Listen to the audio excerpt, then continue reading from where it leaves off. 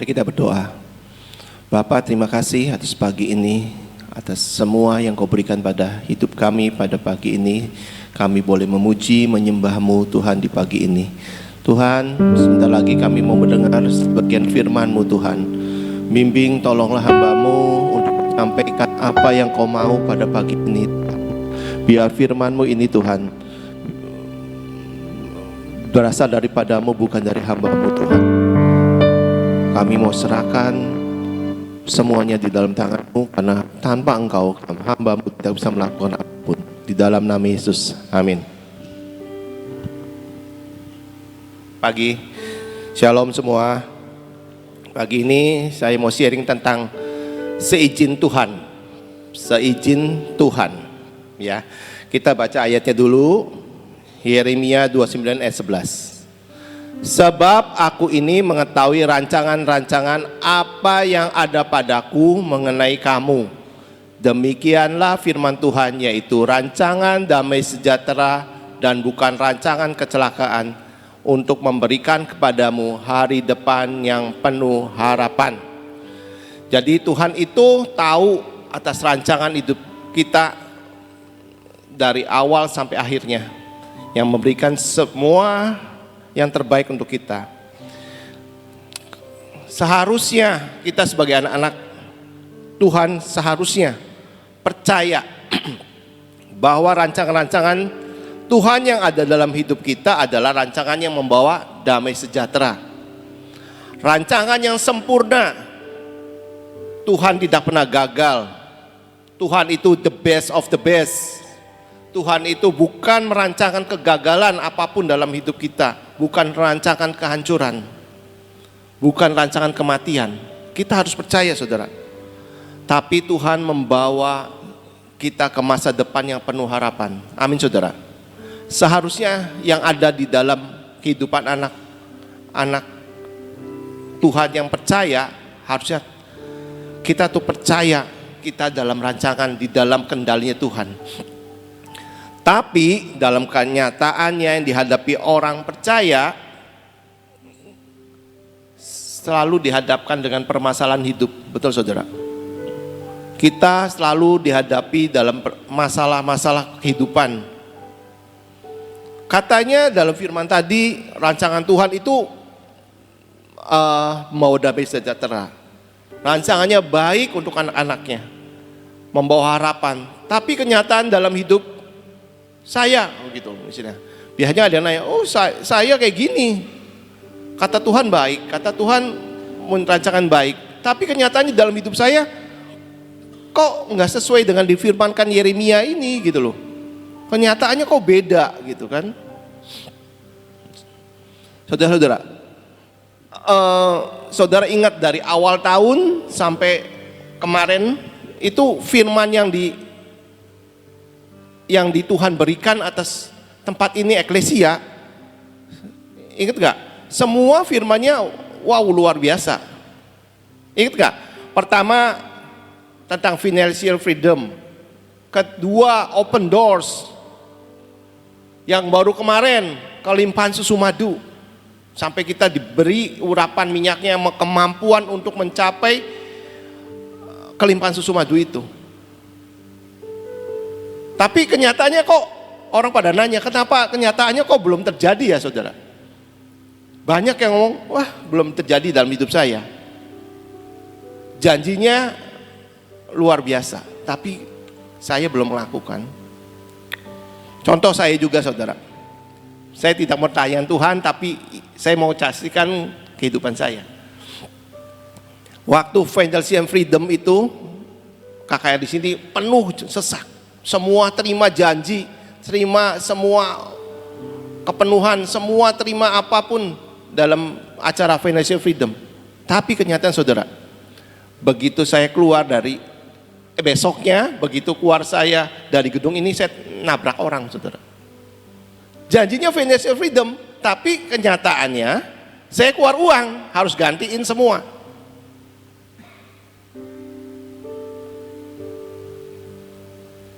Kalau saya mempertanyai Tuhan, kok kenapa Tuhan? Kok kemarin janji loh financial freedom, kenyataannya saya keluarin uang.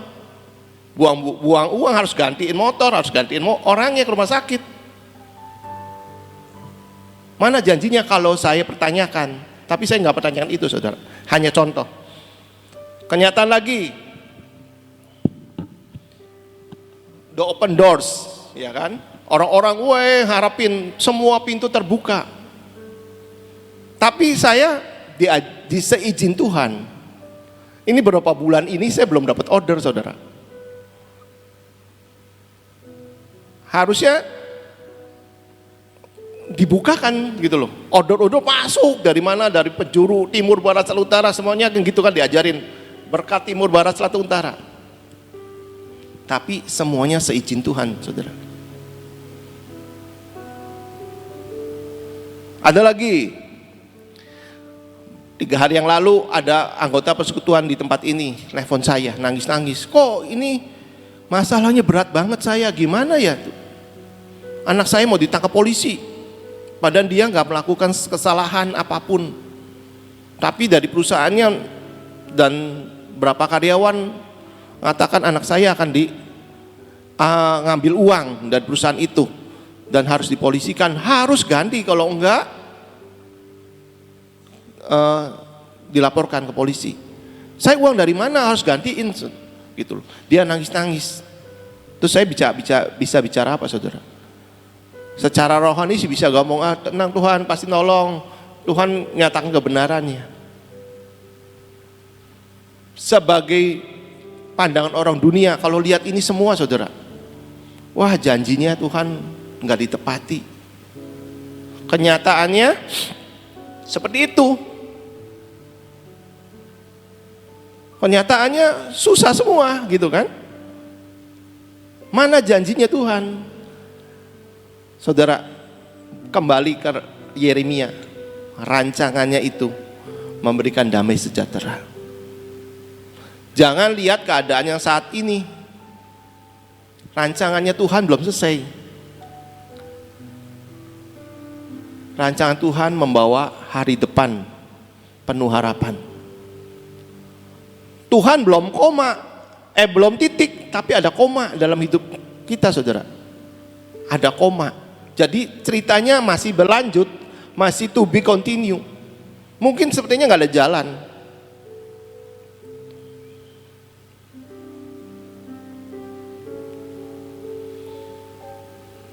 Saudara, jalani saja Tuhan.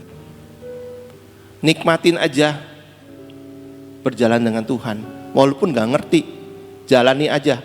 Kesusahan sehari, ya sehari. Besok nanti lagi. Gak usah pikirin. Jalani aja. Sambil kita menyiapkan wadah yang besar, saudara. Belum terjadi nggak apa-apa, kita siapin wadah yang besar. Kita siapin iman, kita siapin semua pelayanan kita, kita menabur. Apapun tabur seperti yang saya khotbahkan kemarin. Bukan karena masalah penabur itu dengan uang.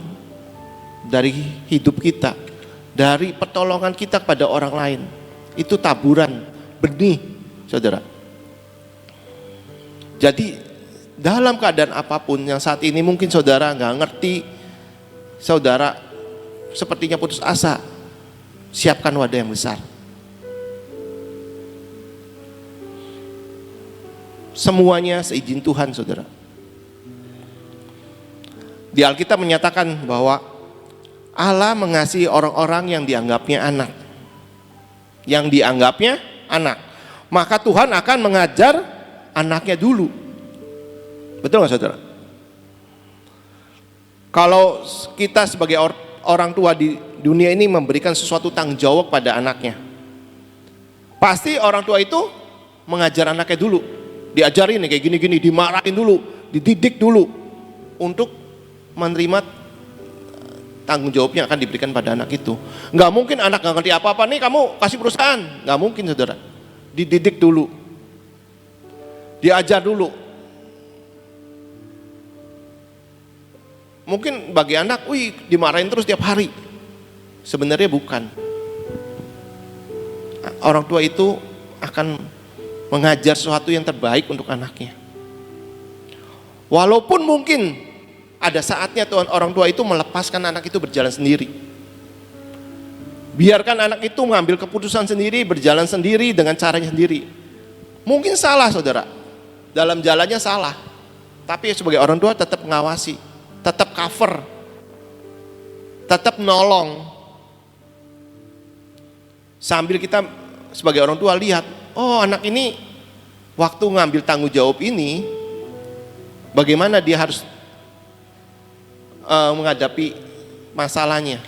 Bagaimana dia, apa yang sudah diajarkan itu, apakah anak ini mengerti. Membiarkan itu seizin. Kita mengizinkan anak kita melepaskan sesuatu dalam pekerjaannya. Kita lepaskan untuk kita melihat kemampuan anak itu. Begitu juga Tuhan pada kita saudara. Kita baca Ibrani 12 ayat 7 sampai 8. Jika kamu harus menanggung ganjaran, Allah memperlakukan kamu sebagai anak. Di manakah anak yang tidak dihajar oleh ayahnya? Tetapi jika kamu bebas dari ganjaran yang harus diderita setiap orang, maka kamu bukanlah anak, tetapi anak gampang. Jadi kalau kita benar-benar anaknya, kita didik.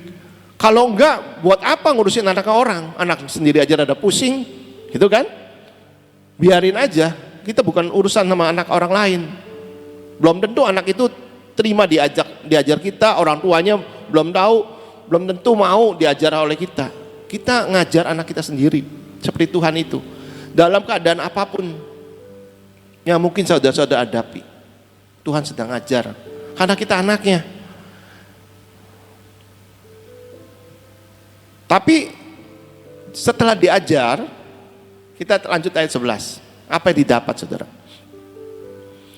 Memang tiap-tiap ganjaran pada waktu ia diberikan tidak mendatangkan sukacita, tetapi dukacita. Iya, orang diajarin itu dimarahin terus, dibentak-bentak mungkin salah. Bagi yang diajarin mendatangkan dukacita. Kesel nih dimarahin terus. Salah terus. Sepertinya karena kita nggak ngerti, tidak menangkap orang tua kita itu mengajar seperti apa, cara pikir yang seperti apa, karena kita belum klik. Tetapi kemudian setelah anak itu mengerti, anak itu bisa menghasilkan buah kebenaran yang memberi damai kepada mereka yang dilatih olehnya. Berarti setelah anak itu ngerti, anak itu bisa, ngerti. Saya tuh dulu diajarin gini supaya saya sekarang udah berhasil nih. Kalau nggak ada ayah saya atau orang ibu saya, nggak mungkin saya berhasil. Contoh Rikonya mana hilang? Riko itu awal 2009 itu ketemu saya di Mamuju, dan Riko itu datangi saya untuk minta dibimbing. Awalnya saya nggak mau saudara, tapi setelah Tuhan itu berbicara melalui Ibu Nani, saya membimbing. Hampir tiap hari, Riko itu saya marahin terus, bertahun-tahun saudara. Bertahun-tahun saya marahin terus. Riko jangan kayak gini, tiap hari telepon, berjam-jam. Kemana Riko pergi saya tahu. Tiba-tiba roh Tuhan ngasih tahu, ini anakmu ada di sini. Saya telepon, kok bisa tahu ya kok saya ada di Bali kok tahu? Ya Tuhan kasih tahu, lagi mendidik. Mungkin bagi Riko, wah ini orang paling rewel, paling galak. Tapi saudara, lihat sekarang Riko, luar biasa kan? Luar biasa kan? Tiap pelayanan bawalah hadirat Tuhan, bawa lawatan, tiap khotbah bagus, melayani sesamanya bagus. Mungkin dulu Riko kesel sama saya, tapi nggak berani. Sekarang Riko tahu, ngerti hasilnya. Kemarin anak saya yang besar di Surabaya itu saya lagi ajarin untuk bikin interior saudara. Biasanya kalau ada proyek, tukang-tukangnya dari saya atau dari ibunya. Dia tinggal terima tukang yang udah saya latih, yang udah pengalaman, dia tinggal hanya turunin gambar, terima hasil.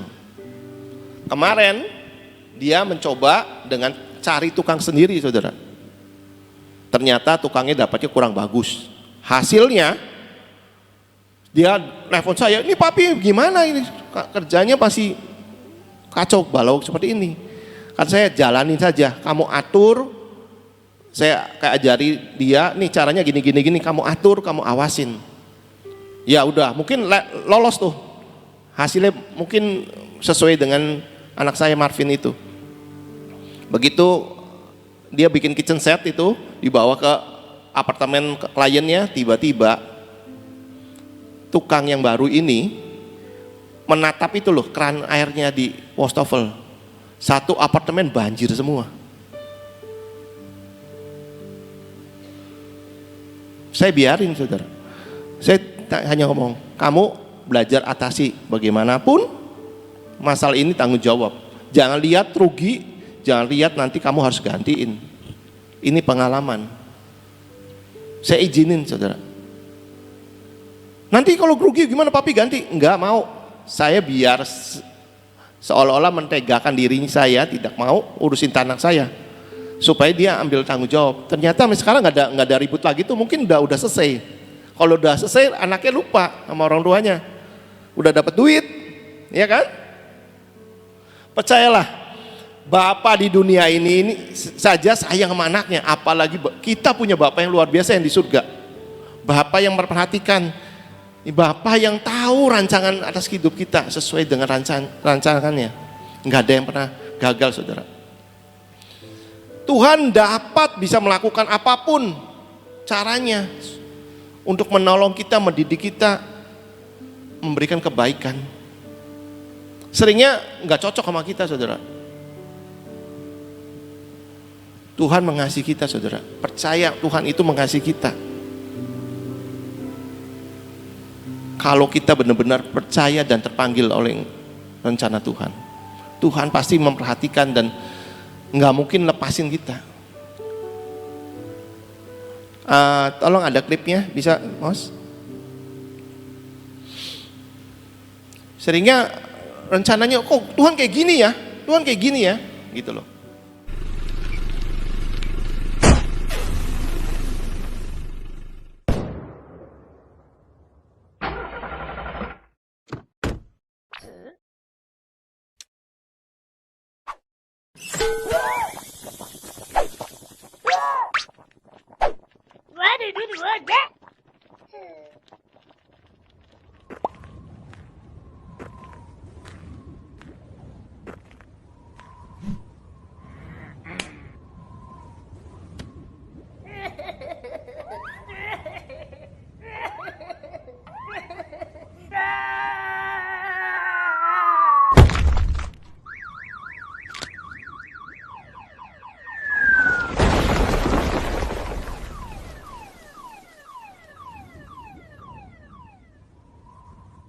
Alhamdulillah.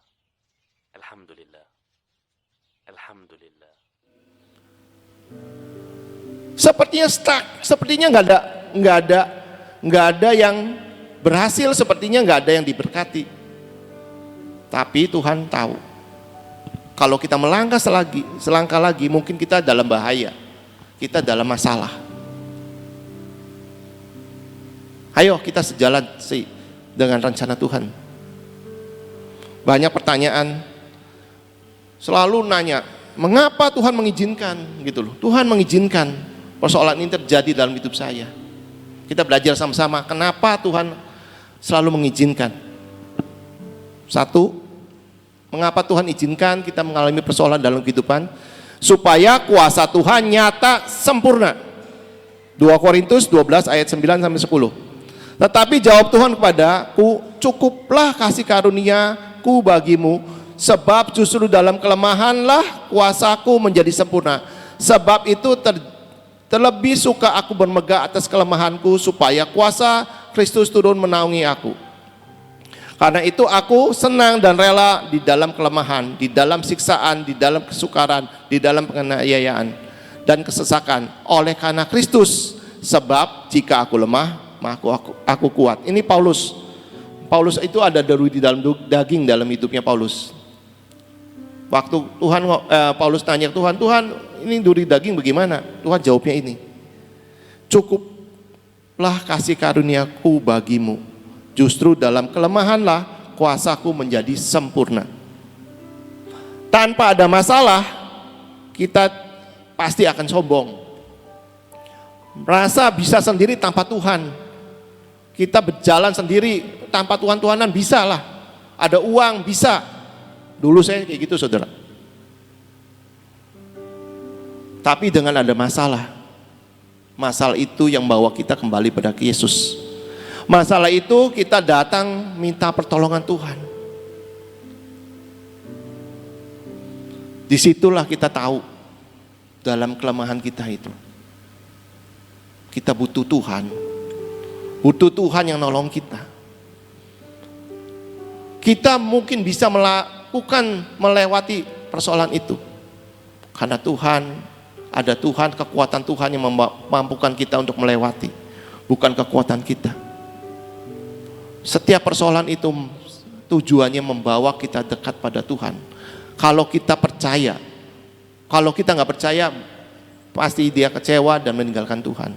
Tapi bagi orang percaya, setiap persoalan itu membuat saudara-saudara menjadi kuat. Saudara-saudara merasakan bahwa kuasanya Tuhan itu mampukan membuat kita keluar dari segala persoalan. Amin saudara.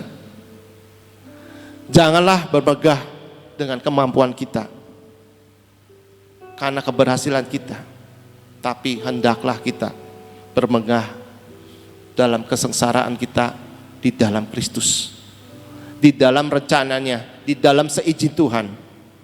2 Korintus 11 ayat 30. Jika aku harus bermegah, maka aku akan bermegah atas kelemahanku. Paulus ngomong gitu, bermegah atas kelemahannya. Karena Paulus tahu hanya Tuhan yang bisa menolong, yang beri kekuatan. Sampai Paulus ini garis akhir selesai tugasnya, jadi pelayan Tuhan. Kita belajar poin kedua, kenapa kita dalam masalah. Supaya kita mengenal dan mengalami Tuhan sendiri, bukan kata orang. Contohnya Ayub saudara. Ayub itu 2 kali Tuhan izinkan iblis mencobainya. Kita baca Ayub 1:9-12. Lalu jawab iblis kepada Tuhan, apakah dengan tidak mendapat apa-apa Ayub takut akan Tuhan?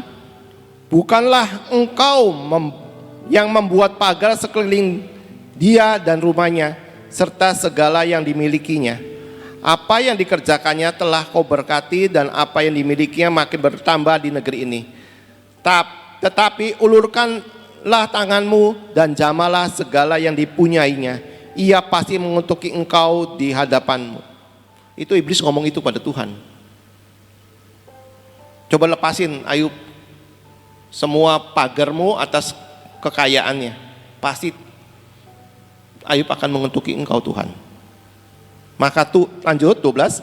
Maka Tuhan kepada iblis, nah segala yang dipunyainya ada di dalam kuasamu. Hanya janganlah engkau mengulurkan tanganmu terhadap dirinya. Kemudian pergilah iblis di hadapan Tuhan. Tuhan tetap mengizinkan tapi tetap menjagai. Jangan menjamah hidupnya. Janganlah engkau mengulurkan tanganmu terhadap dirinya. Setiap yang diizinkan Tuhan pasti ada protek Tuhan juga.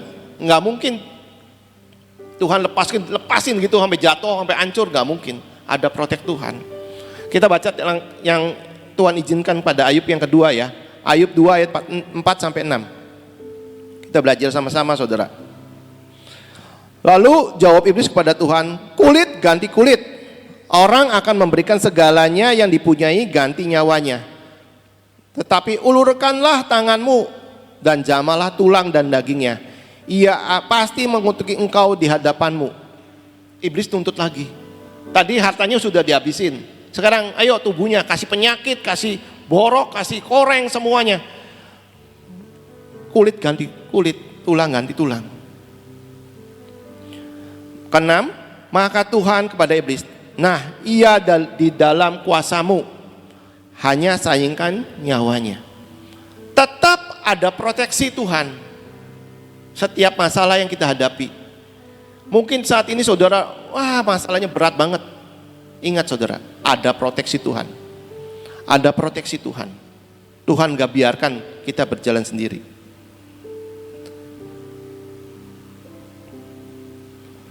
Supaya apa? Kita diizinkan Tuhan. Supaya kenal siapa Tuhan. Bukan kata orang, wah kesaksian, tapi tidak ngalamin. Banyak orang, wah dengar di taman keluar minyak, keluar madu, keluar debu emas. Banyak malaikat, banyak kesembuhan, itu kata orang. Dengar kesaksian, tapi kita yang dengar, kita nggak mau datang sama sekali di dalam ke doa di taman Tuhan. Banyak yang kayak gitu. Oh tanya, kok keluar ya minyaknya? Di mana? Di mana? Di sini. Madunya di mana? Di mana? Katanya ada yang sembuh ya toh. Iya.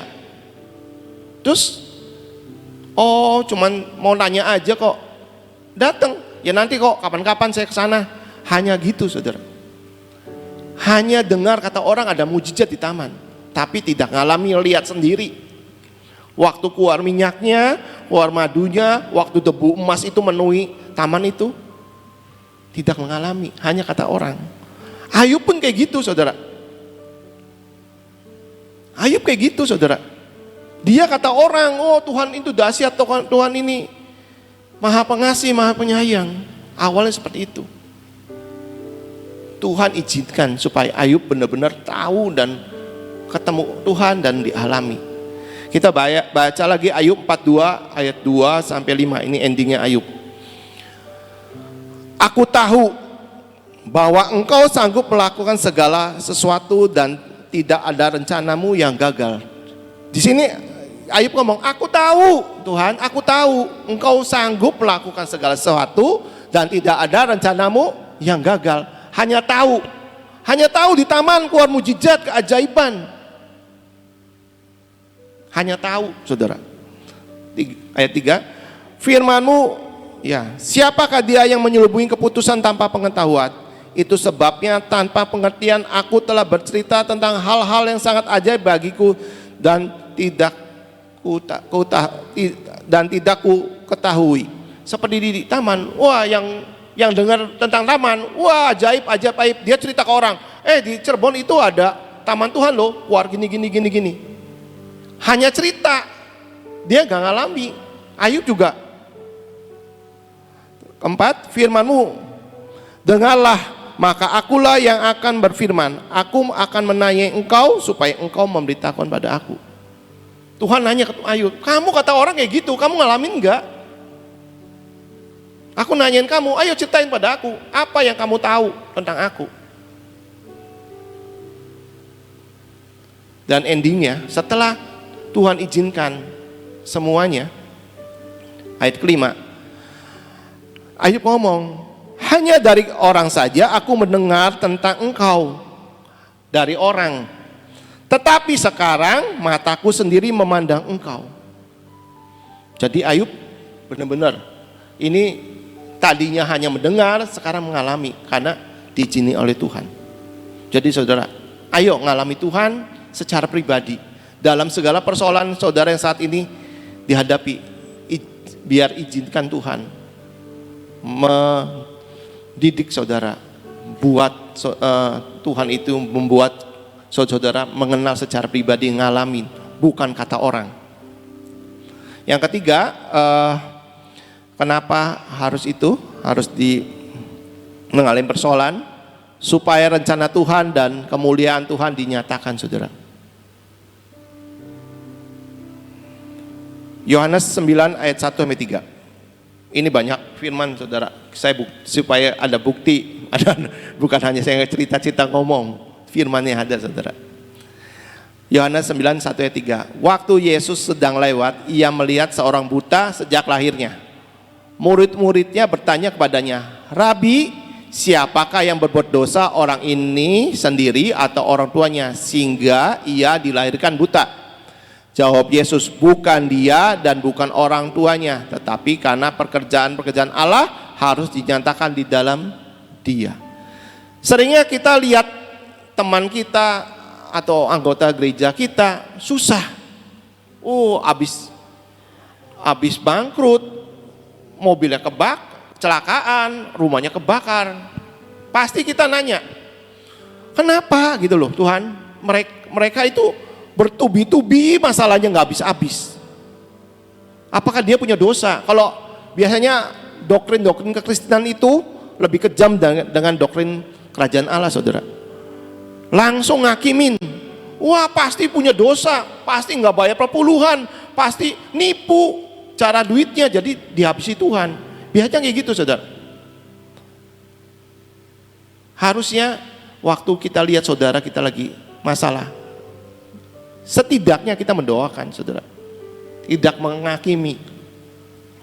Karena di ayat 3, bukan karena dia, bukan karena orang tuanya, tapi pekerjaan Allah sedang dan harus dinyatakan dalam hidup seseorang itu. Contoh, ada cerita, mungkin pada tahu saudara, ada misionaris dari Amerika itu mau diutus ke Afrika. Dia senang banget, wah saya mau diutus. Karena diutus itu seleksinya berat saudara, sampai orang itu diterima untuk misionaris ke Afrika.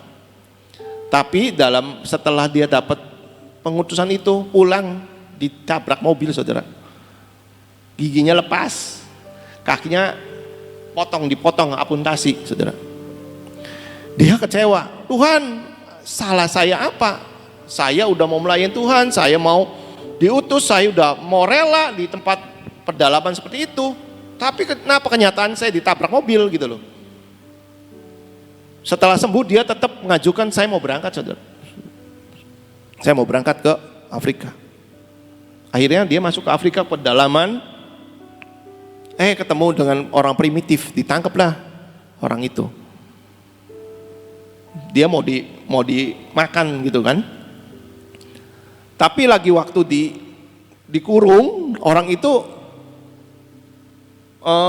giginya dilepas sama dia, dilepas giginya dan dimasukkan lagi. Orang Afrika lihat kok ini orang gigi bisa dilepas dimasukkan lagi. Dia tanya kenapa gitu kan. Terus mungkin kakinya capek, dilepas lah kaki palsunya. Terus dipasang lagi. Wah, orang Afrika bingung. Wah, ini orang dewa nih, bisa lepas kaki, bisa masukin kaki lagi. Jadi nggak jadilah orang itu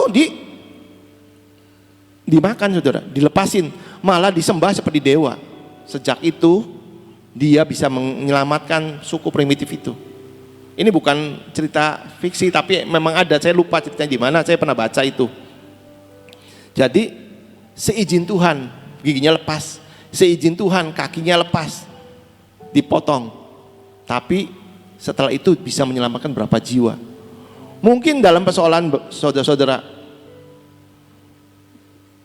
sepertinya Tuhan izinkan seperti orang itu. Tapi dalam kehidupan saudara itu pasti ada rencana Tuhan untuk kemuliaan Tuhan dalam hidup saudara. Gak ada yang salah dalam Tuhan. Yang terakhir, keempat ya, kenapa kita harus izinkan Tuhan? Supaya iman percaya kita makin teruji saudara. Ini firmannya agak panjang saudara. Matius 15 ayat 22 sampai 28.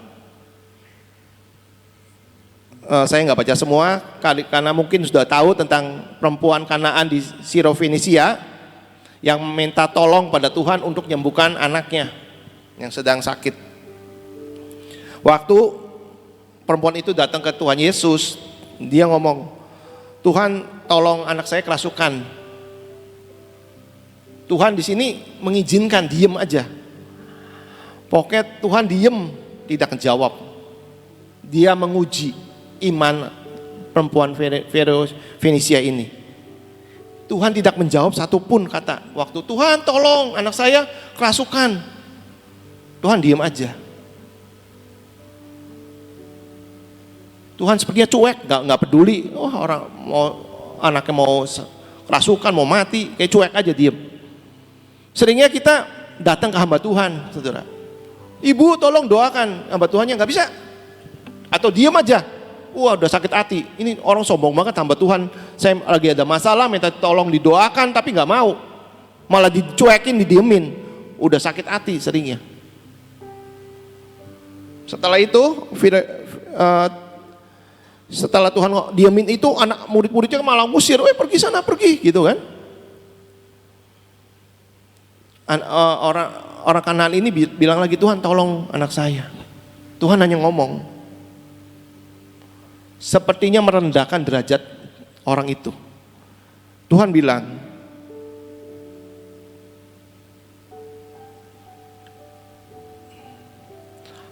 aku hanya diutus kepada domba-domba yang hilang dari umat Israel.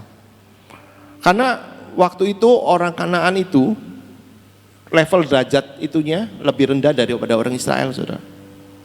Jadi nggak layak. Kalau orang Israel itu orang bangsa lain itu nggak layak. Tuhan merendahkan, seperti merendahkan. Kamu siapa? Minta tolong saya. Kamu nggak level saya, sana pergi. Perempuan itu tetap merendahkan diri, nggak tersinggung, nggak seperti kita. Banyak orang minta doain Ibu Nani. Kalau Ibu Nani itu mendoakan kalau disuruh Tuhan, kalau nggak disuruh Tuhan nggak. Dia hanya mau taat pada Tuhan, bukan doa karena perkataannya di Ibu Nani, tapi perkataan Tuhan yang mau Ibu Nani doakan. Banyak orang minta didoakan Ibu Nani, Bu minta doakan, nggak bisa, saya nggak bisa, udah sakit hati. Ada yang pesaksian, saya orang Jakarta ya, itu orang Tangerang. Saya kepahitan sama Ibu Nani karena saya minta doakan nggak mau. Ya ampun, gitu loh. Harus tahu waktu Ibu Nani nggak mau doakan, berarti Tuhan izinkan kita mengenal sendiri, mencari Tuhannya sendiri, bukan cari manusianya. Yang ketiga, Tuhan izinkan menguji perempuan ini. Yesus menjawab kepada orang itu, tidak baik mengambil roti milik anak-anak dan melemparkannya kepada anjing. Lebih lagi tadi udah rendahkan bangsanya, sekarang direndahkan seperti anjing. Coba kalau saudara menjadi perempuan Kanaan ini bagaimana? Kamu seperti anjing, gak perlu ditolong. Gitu kan? Kecewa gak saudara? Kepahitan gak? Tapi perempuan itu enggak. Malah perempuan itu menjawab, benar Tuhan, aku tuh anjingnya. Ayat 27, benar aku anjingnya Tuhan. Anjing yang makan remah-remah, yang jatuh di meja Tuhannya. Bukannya, wah Tuhan ngomong sembarangan aja, aku jadi anjing. Malah dia, iya Tuhan, saya anjingnya Tuhan. Saya nggak layak. Tuhan izinkan semua, mungkin doa-doa saudara. Tuhan aku tolong, minta tolong, Tuhan diem. Tuhan tolong, Tuhan tolong. Tuhannya seperti, kamu siapa gitu loh. Minta tolong ke Tuhan, tolong. Kamu anjing loh.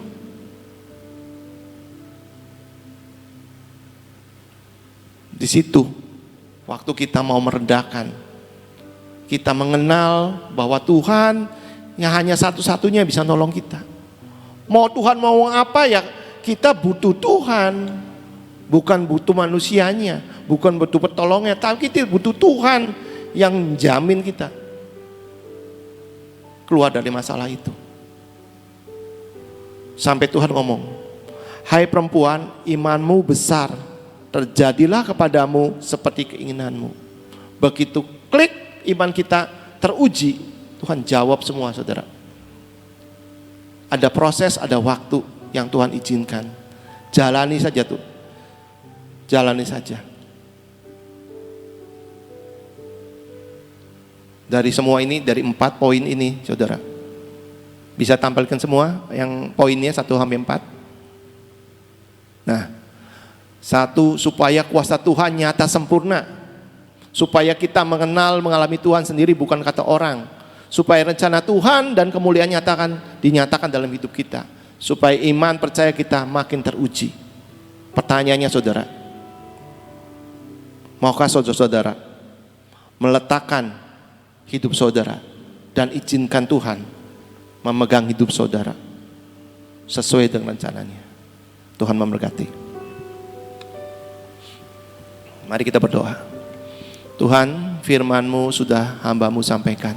Terima kasih Tuhan telah berbicara melalui hamba-Mu. Biar firman-Mu ini Tuhan menjadi rema setiap yang mendengarkan di tempat ini maupun yang streaming Tuhan.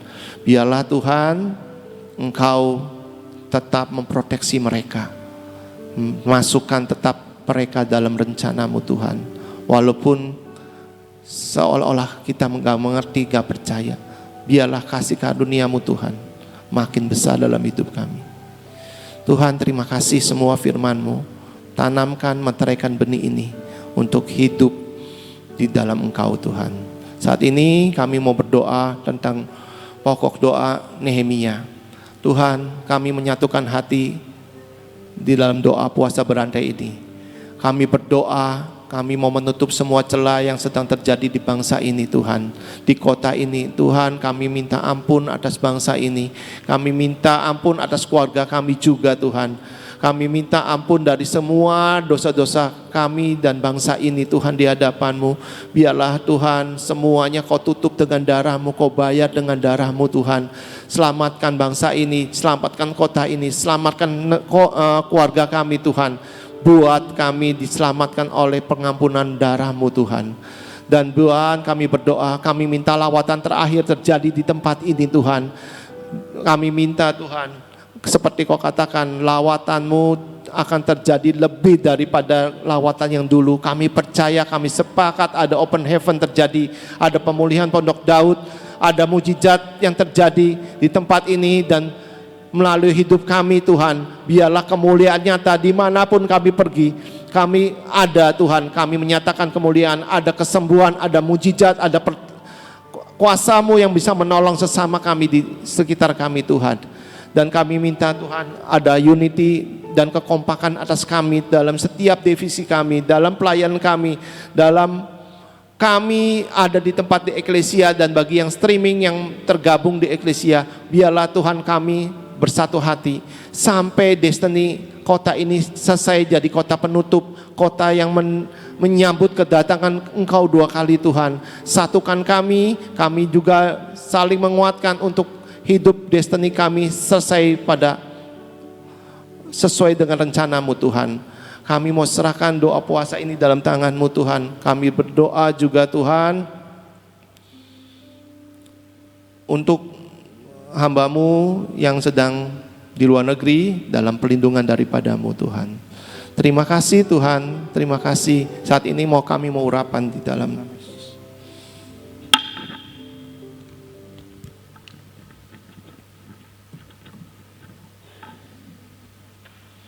Kami angkat minyak urapan ini. Biar kuasa-Mu turun atas minyak ini Tuhan, atas kehidupan kami. Kami urapi pikiran kami dan kami minta perlindungan total atas kami. Kami urapi mata kami, telinga kami, mulut kami, hati kami Tuhan. Kau proteksi, biar Kau belenggu cinta ini buat kami tetap dalam belenggu-Mu, mencintai Engkau lebih lagi. Dan semua tegar tengkuk, semua ketidakpercayaan, semua kelemahan kami minta Tuhan, kami patahkan, kami hancurkan oleh kuasa-Mu dan Kau tutup dengan belenggu cinta-Mu Tuhan. Kami urapi tangan kami dan kaki kami Tuhan. Buat Tuhan, tangan dan kaki kami tetap Kau belenggu Tuhan. Tuntun kami dalam rencana-Mu. Buat kami berjalan dalam seizin dengan Engkau Tuhan. Terima kasih atas pagi ini di dalam nama Tuhan Yesus Kristus. Amin.